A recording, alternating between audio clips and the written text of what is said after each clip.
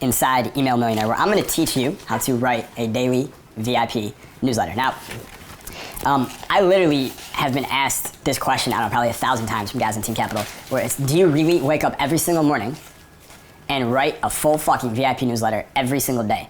Whether it's 3,000 words, 5,000 words, 1,000 words, do you really write this every single day? Is that really the first thing you do? Like, you do it every day. You've done it every day for years now. And the answer is yes. I really wake up. And the question I get even more is, do you really, like, if the girl next to you wants to have sex, do you really write the newsletter first? Like, do you really choose to do that first? I'm like, yes, I really choose to write the newsletter first. Mission 1, women 2. That's how it works, okay? And for me, the heart of my business and our success and us getting $6 per lead per month, $72 per lead per year, which, by the way, we talked about positioning. Those are good numbers for me to use myself for positioning, right? $72. That number I'm going to be talking about a lot now that I know it. For me to get those numbers, for the success of the business, it is based around the daily newsletter, okay? And the reason for that is, one, it's different, right? No one else is writing a daily VIP newsletter. Everyone else I know, even guys who make millions of dollars a year online, they write 3 emails a week, 5 emails a week, 1 email a week. No one's writing an email every day. On top of that, there's a freshness, like relevance factor that goes on with it. It's an advantage that other people simply don't have when you're not doing a daily VIP newsletter. So if they're writing emails and they're reusing swipe emails from other people, or they're rehashing stuff they sent a year ago, and it's like you can feel it. You're just being pitched to. It's just a sales pitch. They could have sent it 5 years ago. They could send it 5 years from now. It would still be the same, right? But the daily VIP newsletter, I'm talking about stuff that's going on in current events, right? There's current things going on. I'm talking about today. I'm like, today is Friday, and you're like, holy shit, today is Friday. Like, he really wrote this today. There's like, I'm talking about a movie I saw last night that just came out. Something that's going on in the news, or like, you know, today's Saturday, you're going out tonight, here's the line I want you to use. Like, there's a relevance factor to it that gives you a huge advantage. And on top of that, I'm always talking about, you have a mission in life, right? You take huge action on it every single day. You bet on yourself on it every single day. You lean into your edges every single day. You have success rituals. I'm telling you all this, but at the same time, what am I demonstrating to you with the VIP newsletter? I'm fucking doing it, right? I'm doing everything that I coach you to do. That gives you a huge proof element that other people don't have. It creates trust, really, is what it does. Because you're like, he doesn't just say it, he actually does it. And that's why my like success principles usually get results so much quicker than everyone else, because everyone else just repeating what they heard Tony Robbins say. It's really what it comes down to, because Tony's the only one who actually does it. But I actually do it. So my success shit is based on real life. And that's why it's different, because it's what I found to work best for me and my clients. Okay, so there's a whole list of reasons why the VIP newsletter is the way to go. And on top of that, I don't need to have an amazing front-end machine going on. So everyone else who makes millions of dollars in the dating industry, there's about 3 other guys, okay, and you know all of them. They make all their money by buying huge amounts of traffic from porn sites and other related sites like that, with the banners and stuff like that, and sending them to their VSL and finding a way to make the numbers work with the upsells and the membership program, where they can afford to spend anywhere from $20,000 to $50,000 a day on advertisements. So if they're spending 30 grand a day, and they make back 40 grand a day, they're making 10 grand a day, right? And that's how they make their money. That's how they do it. And it costs them, who knows, literally, I mean, everyone I know who does that is just stressed out all the time, because you're spending 30 grand a day on advertisements. What happens one day when one of your sites go down and you don't know, and you just spent 30 grand a day on ads? You just lost 30 fucking grand, right? So they need someone there all the time checking every page, checking the quality of every page, the site, are the servers fast enough? If the server slows down once for an hour, you just lost 3 grand, right? And they're like great, they're like 30, they have gray hair, they're stressed out, they have no time to go out. They do go out, they're on their phone emailing their support staff the whole time. Like, that's not the business I want to run, right? I want first class freedom. They are not free. They are still a slave to their phone and technology, okay? I am free. When I write my VIP newsletter and it goes out, I can do whatever the fuck I want. I can keep working if I want, or I can go to the beach, right? I can go play cornhole outside. I can invite people over and we can have a Wednesday drinking pool party at the pool, right? I'm free. They are not. This business model makes you free, right? So it's another reason why I like it. And on top of it, like I said, I don't need an amazing VSL on the front end, which literally, I know literally 300 human beings who have tried to write amazing VSLs and shit like that, and about 3 to 10 of them have actually hit a home run where they can spend 30 grand a day and make 40 grand back. That's only the top 1% that can do that. Everyone else, they end up having to find a different way to try to make their money online, right? I don't even want to play that game. I don't want to play the game with the traffic, and that's not what I'm gonna do. What I want is I want guys on my email list. I'm gonna build a relationship with you over 7 days, 21 days, over 3 years. Who has been on my email list for more than a year? About a year, exactly, right? How long have you been on? Fuck, bro, since the beginning. Fucking awesome. What about you? About a year and a half. 2 or 3 years. 2 or 3 years? Last year. Since last year? About a year. About a year. Everyone's more than a year, right? And that is my intent, right? Everyone else is trying to sell you on day one and throw bonuses at you and urgency and blah, blah, blah. I'm gonna build a lifetime relationship with you and build you up and make you better and better and better for the rest of your fucking life, because I continue to get better and better and better myself. That's my mission, okay? So I don't need to, like, I have to make a sale a day. I have to make the sale today because I spent 30 grand. I don't have any of that, right? It's a much better business model, in my opinion. So I write it every single day. I really tell the girl she's to wait. I really love writing it. I really don't do cocaine before I write it. A lot of people ask me that because it's so enthusiastic. I really don't. I just go through my rituals. I get really excited, take care of my health. I feel good, and I like giving value. I like helping people. So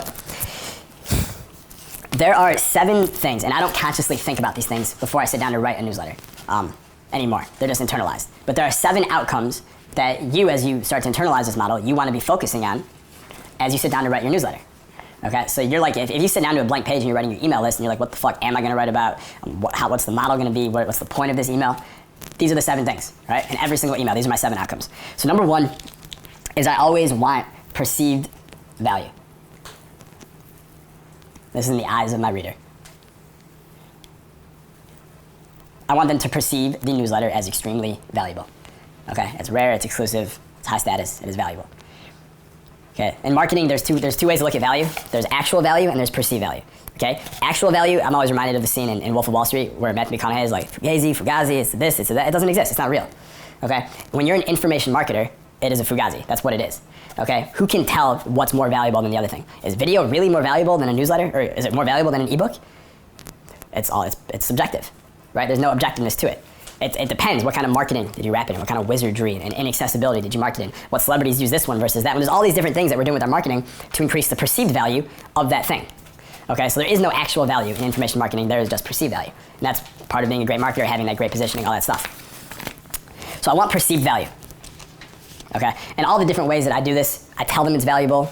I tell them it's rare. I tell other people if you're mediocre, don't read this, which makes everyone who's going to keep reading, it's going to give the appearance more value.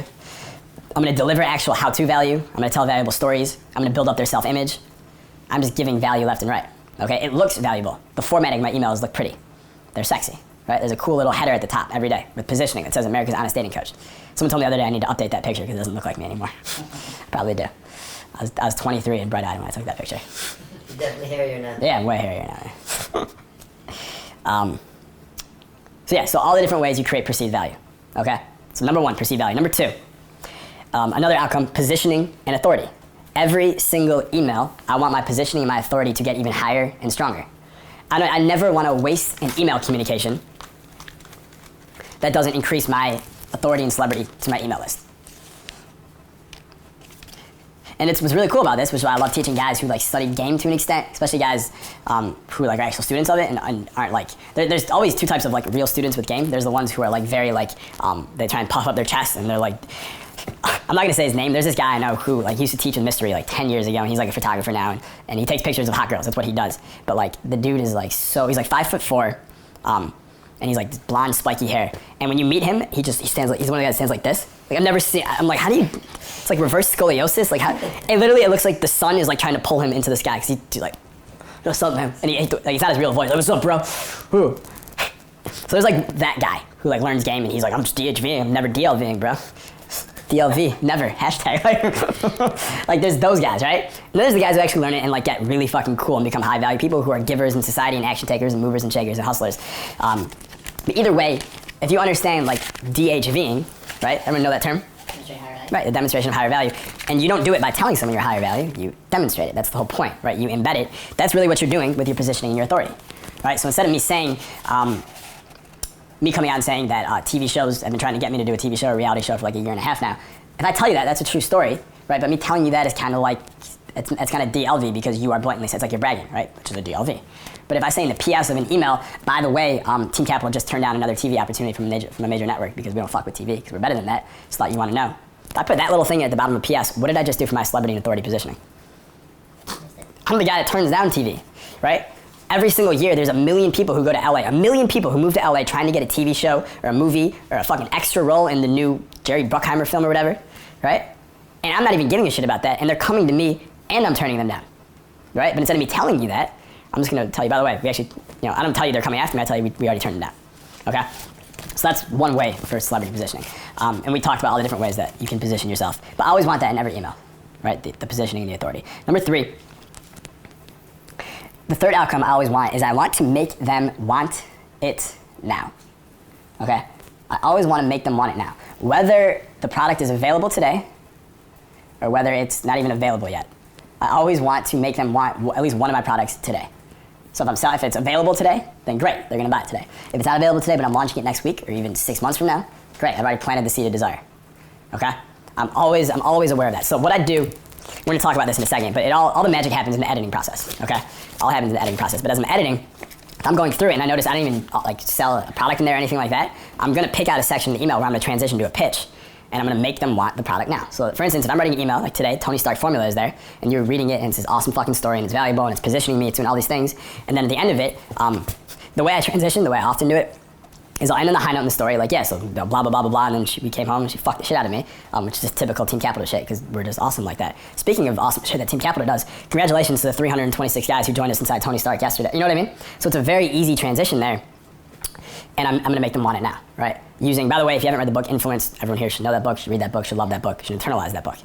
Okay? So I'm gonna use all the different influence triggers I can there. Social proof. Congratulations to all the 326 guys who did that, who are clear action takers. By the way, if you're an action taker and you haven't joined us yet, then you need to take action now and get your butt inside with us. Commitment and consistency. Because Tony Stark Formula will only be available for 4 more days. At that point, we have to send it back to the vault. Scarcity and urgency, right? And I've already triggered reciprocity in the email. There's already likability from all the self-entertaining shit, and I'm here to help you, and we're on the same mission together. I'm hitting every single fucking weapon of influence in every email. I'm making them want it now. So good. It's killer, right? And all the information's there. You guys can easily do this too. So I'm always making them want it now. Number 4, I'm gonna future pace in every single email, okay? In a very positive way. I'm always gonna future pace. This is something in our society with the people that they know at home, that these people just aren't, they're friends, so-called friends. It's amazing to me what qualifies as a friend today. Because like, people just aren't really good friends at all. They're kind of just people you were there with. That's really what it comes down to. A good friend is someone who's going to encourage you in whatever you're doing, right? And not like in a low status way, but like in a powerful way. That's what I'm doing for them. Because I know at home, I know their families aren't encouraging them. I know their friends aren't encouraging them. Everyone's fucking scarcity minded and jealous and trying to pull them down. Doesn't want them to grow or change or evolve because that's scary for the other person. So even if it's a sentence, I'm just gonna, at some point I'm gonna go, dude, picture that right now. How cool would that be when you, X, Y, Z? And I'm just gonna paint it for them. I'm gonna hit all the different senses, right? Smell, touch, taste, see, hear, fuck, I guess it's the 6th sense, right? But like, the energy, 7th sense, keep going here, but like, I'm gonna future pace them. I think one of the emails we talked about before, I talked about how like, dude, just picture that, you hitting send and having $50,000 added to your bank account. How cool would that be? Right? But just that little gift of like a picture in their mind, that's a huge benefit to them. That's very valuable. And on top of it, it creates a lot of desire. When someone sees a picture in their mind of the future and it looks cool, it goes picture, desire. I put the picture there, now you feel desire. It's not that hard. And it's valuable. I'm like their best friend because I'm the only one who does this for them. And on top of it, who here has ever tried to visualize for themselves like their future and stuff, and you found it kind of hard to like conjure up the images? Yeah, I have that too.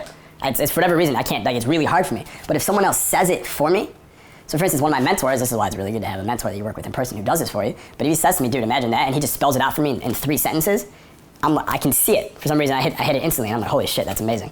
And now the image is created, the vision is created, and now I got it. Now I can see it. But it took someone of high status to say it to me first to make that happen. I'm doing that for them in every single email, which is a huge trigger of positive change and transformation. So I'm future pacing every email. And I'm leading them towards this future. So we talk about the mission and stuff. I'm always showing them where we're going, the light at the end of the tunnel. We're almost there. Buy every product and you're there. Just kidding. Number 5, I'm always gonna build up their self-image even more in every email. So when you read most people's emails, they always start off with this like, it's always like, hey man, and then they get right into the thing. So if they're writing an email about like 3 text messages to never send, and it's like a dating thing, it's like, hey man, great article for you today, and they get right into the content, right? Most of my emails, how do they start off? What's up, action taker? Badass. Right, yeah, instantly I'm already putting their self-image way up. And then before I even get to the content, the first 80 words are just building them up. Because I want them to feel better than they ever have before they actually take in the content. Because if they feel like shit and then they read my content, they're not gonna believe they can do it because they feel like shit. But if I tell them that they're fucking amazing and confident, and then they read my shit, they're gonna be like, oh shit, I can do this. The shit is the shit. 6 shits in 6 seconds, right? But like they're gonna read it and now they're gonna be able to picture themselves doing it. They're gonna get excited about it because they're an action taker. Of course they can do it. Now when the pitch comes at the end, they're more likely to buy because they actually believe in themselves, right? Your prospect self-esteem is probably low. It's very important you raise it up. Otherwise, people with low self-esteem can't buy because they don't believe that it'll work for them. They believe it worked for other people. They believe it's a good product, but because they have low self-esteem, they believe it won't work for them personally. So you gotta build them up. So every email, building them up right at the start. And then of course, over time, this is how you get actual transformation in the person because you've built up their self-image every single day, right? You're like the Mother Teresa of pussy. It's great. Number 6, in every newsletter, I always want to at least mention or teach our most important principles on our team. Okay, I want to harp on those things. So, for instance, there's only so many big principles that your